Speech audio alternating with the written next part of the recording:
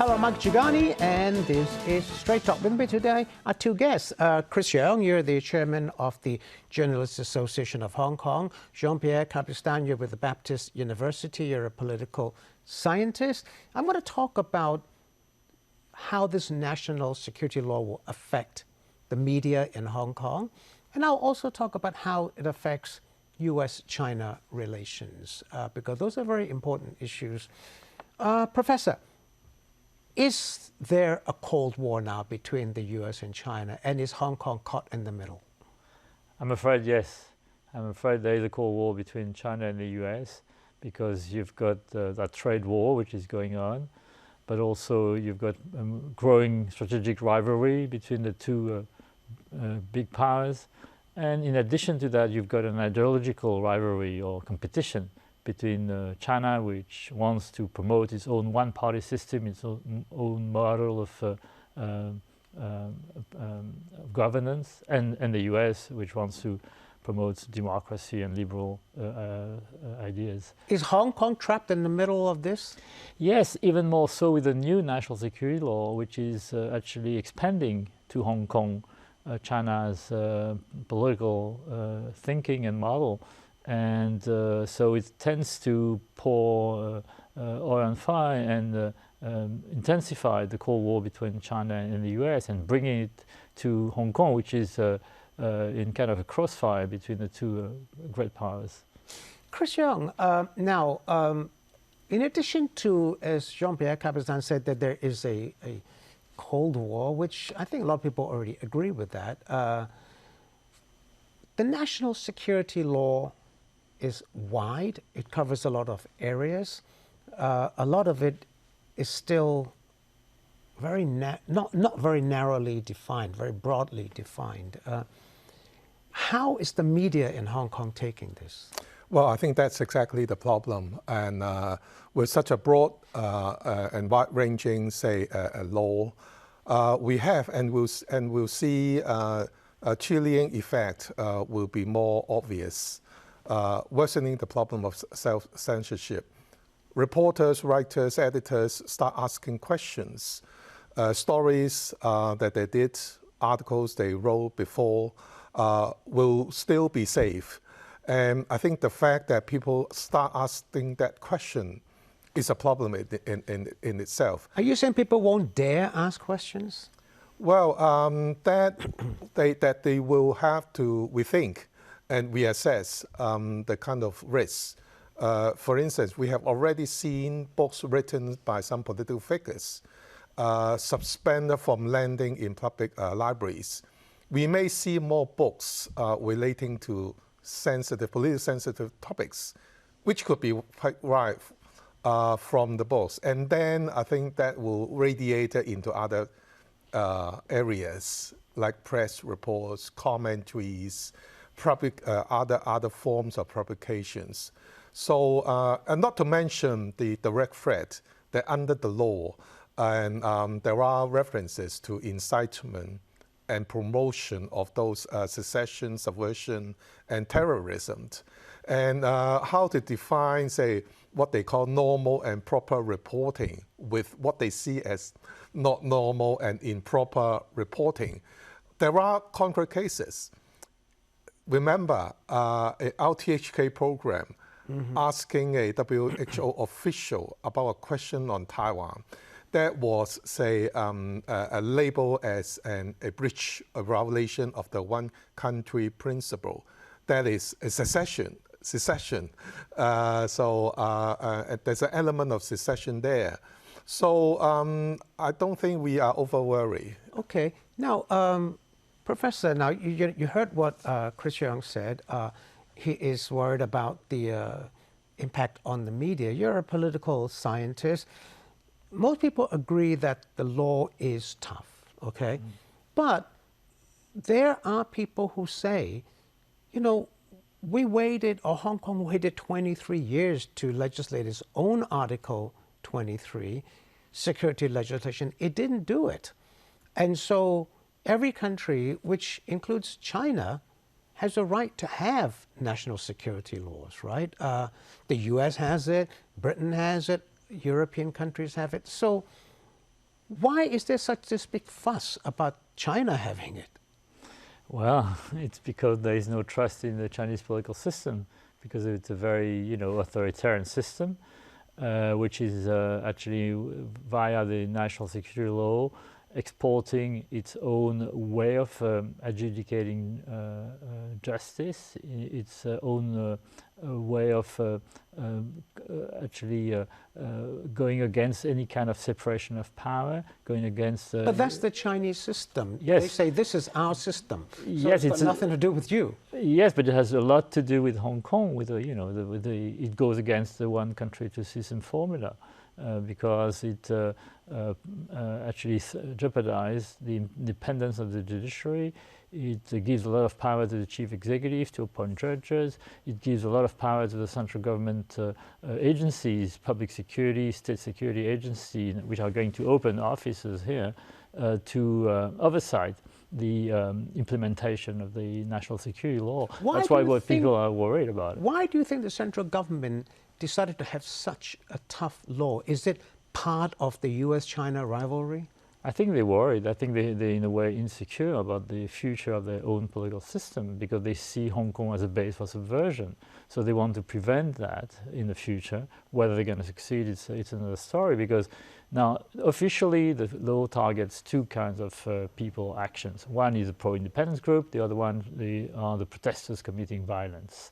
Now, in principle, this new law doesn't target the Democrats, the Pan-Democrats, the Democratic Party, the Civic Party, and other groupings which are pushing for more democracy in Hong Kong. But what the worrying thing is that some books published by Pan-Democrat, like Tanya Chan's book, have been withdrawn from libraries. So what does it mean? What does it mean? Well, I'm going to ask Chris that. The law itself doesn't specifically say there'll be a tightening of the media in Hong Kong, right? It doesn't specifically say that.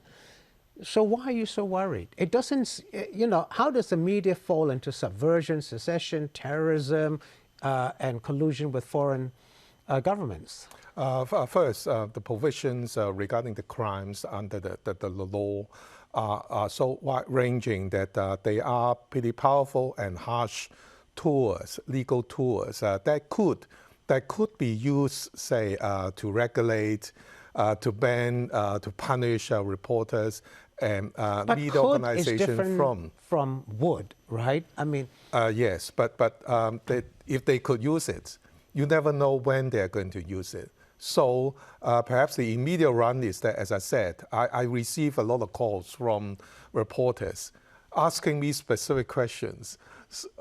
Things, articles they have done before are still okay. Honestly, I don't have the answer. There's no retroactive effect, so it should be okay. Yes, superficially, yes. But remember what they have said, that if you are in trouble, then they will look into what you have said before as references.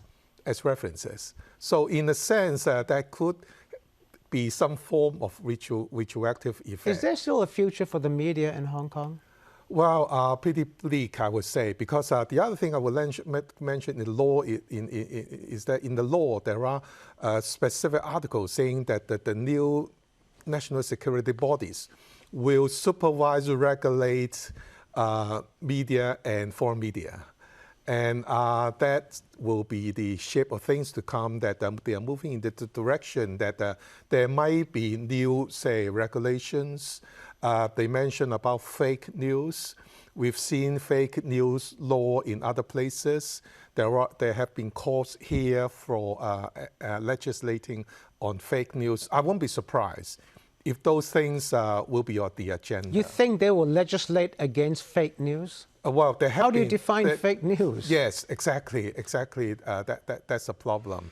And but the pressure, I imagine, will be growing now with the national security. In the name of security law, they may do more things. All right. Professor, now, I don't know what the media is going to be like down the road, but there is a lot of talk about U.S. and China decoupling economically.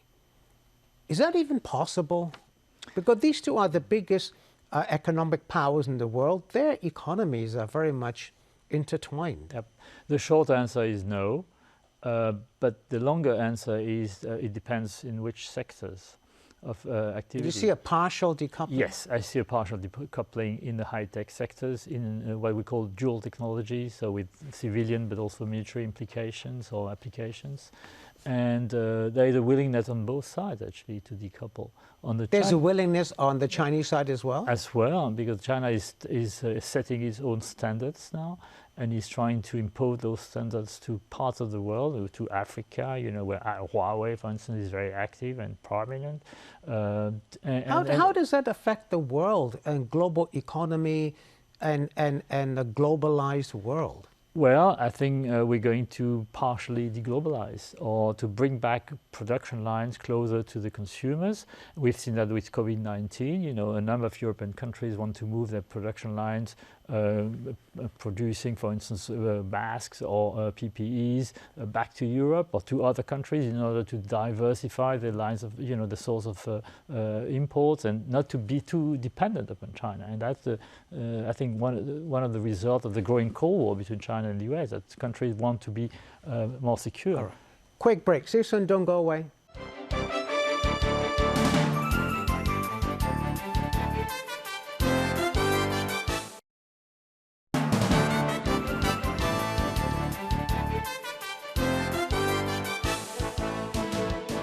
Thanks for staying with us. Straight Talk with me is Chris Young and Professor Jean-Pierre Capistan from the Baptist University. You're the chairman of the Hong Kong Journalists Association. Now, Chris, you talked about worries within the local media in Hong Kong. They don't know what they can write, how far they can go, and whether what they've written in the past could catch up with them if they do something wrong in the future. How does it affect the foreign media in Hong Kong?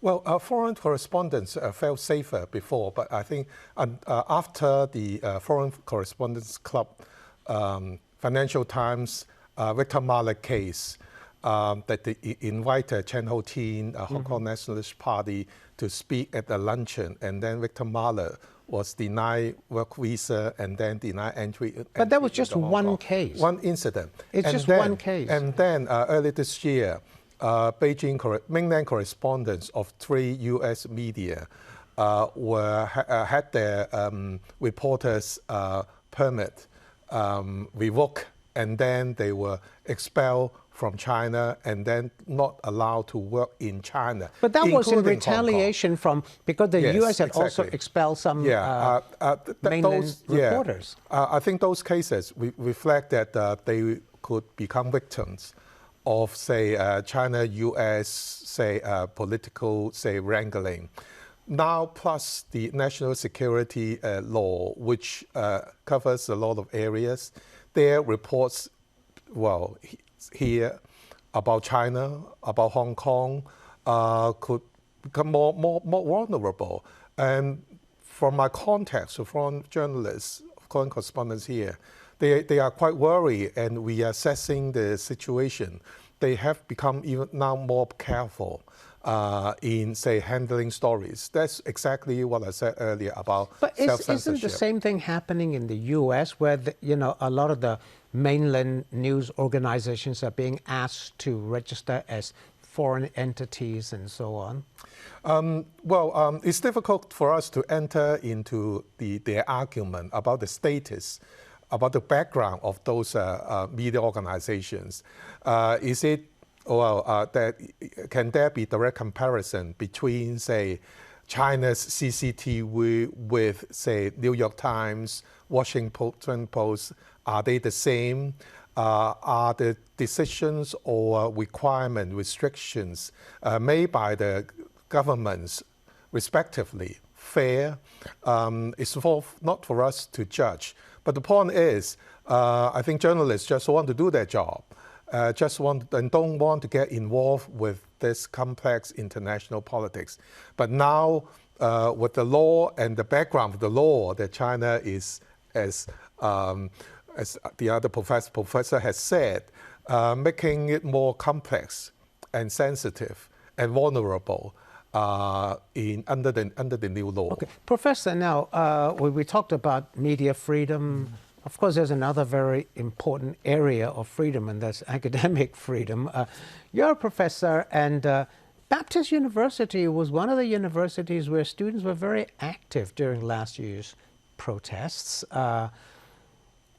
How do you see this new law affect academic freedom? Because as far as the government is concerned, it says all the freedoms that you now have, you will have in the future.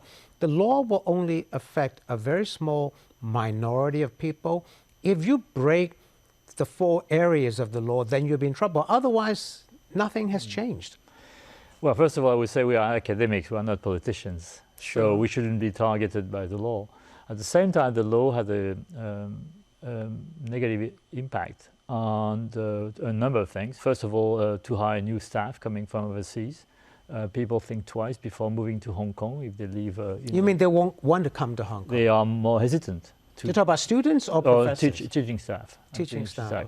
Now, are we going to be able to continue to teach the way we've taught up to now? I think so. Actually, I will do it. Are you going to change in the way you teach? No, I'm not. Otherwise, I leave. You know, if I can't teach the way I teach, I don't think I can stay in Hong Kong. But I don't think it's going to be the case. There will be more pressure on students because I think, according to the law, we need to teach national security. Do you have to teach national security? No, I don't think I will. I'm not competent to do that. And there will be someone who will also need to teach. But there's a lot of criticism that, you know, professors and school teachers are very biased and they are brainwashing students to become anti-China. Well, I think freedom, academic freedom is very important. What we teach our students is to develop some critical thinking about issues. So we're not siding with any government. And of course, we have each teaching staff has his or her own view about politics, but that's part of you know, our citizens' life. So, you know, I think there will be, and that's my worry for the future, there will be maybe more self-censorship, particularly among local staff, among people coming from Mainland China. They may be more cautious because they have their family in Mainland China. But I don't think that the end of academic freedom in Hong Kong, it will depend on every teaching staff to keep it. Chris, you know, I'm going to ask you something similar. You know, the professor said that academic freedom, you don't know what's going to happen. There may be some self-censorship. You already said that some of the media, there will be self-censorship. But again, along the same lines, people say that a lot of the professors, a lot of teachers are teaching students in a way that they become not loyal or patriotic. There is a similar criticism against the media in Hong Kong, that the media is very, number one, anti-government. The media doesn't report fairly when it comes to protests. They show the police using tough tactics against protesters, but not when protesters throw petrol bombs. There is that similar criticism as well, that the reporters are sympathetic towards the protesters. Well, first, it's really for the public to judge. Say, in Hong Kong, most of the media are privately owned. So, market force. I think people have the right to choose. Say, if they think, well, media organizations are not fair, they can. Well, I'm sure they can still have a choice. And we have already seen, say, pressure is now on, say, organizations like RTHK, in which the government has a role, and of course they own the station, so they face direct pressure. But in the immediate and long run, because as I said, in the law, they have already said that the new bodies will, say, strengthen promotion, regulation, instruction, and supervision on schools, media, and the internet. So you can imagine that they might say, well, even say resort to legislative measures to step up regulations, to say what can be published and what cannot be published. And of course, with You think in we the will really direction reach of that what we've point seen here, where sorry? there was? You think we'll really reach the point where they can say what can and what cannot be published? Well, I won't say rule out the possibility that in the long run we are moving in the direction of what we have seen in mainland China, that there will be, say, some sort of media regulation, supervision, Will it discourage mechanism and policy. Will it discourage people from joining the media profession if you think that's going to happen? Well, I think the development now is already quite discouraging. But of course, journalism is a sector that always been fascinating to a lot of people. So we still see young people, say, joining the industry, joining, say, journalism studies, and even, say, you taking out their cameras to go to, say, do reporting, live streaming on the sports. All right. Professor, now, you said earlier that you see a partial decoupling between the U.S. and China economic-wise. A lot of people say that this new national security law has changed Hong Kong to the point that it is no longer the Hong Kong we knew. Do you think that the central government actually cares about that? I mean, if they have imposed this law on Hong Kong, it shows that it doesn't really care what the world thinks. And do you think that Hong Kong is now as important to China as it was? Maybe it's less important than before, but at the same time, I think the central government wants to keep Hong Kong as a financial hub. I think it has a vested interest to keep the Hong Kong stock market. It's a very dynamic way of raising money in particular for Chinese companies. So I think the central government's objective is to silence the pro-dependence camp, to put an end to violence, but at the same time they would try to keep as much as possible. There's nothing wrong with putting an end to violence, right? Yes, but the problem is with this national security law, it's wide-ranging, and it may affect the business community's interest in, for instance, acceding to confidential data more easily, in putting at risk some private businesses' interest. If there is an issue, including a legal dispute which has a national security dimension. So there are some risks for the business community. I've got 30 seconds. Chris, Yep. In 30 seconds, you're a journalist. Yep. Are you afraid? Well, I'm more worried, but I'm not afraid. I think I know that if I say stick to the principles and ethics in doing my work, writing, and but of course, who knows? All right. Okay. Thanks for watching. See you next week.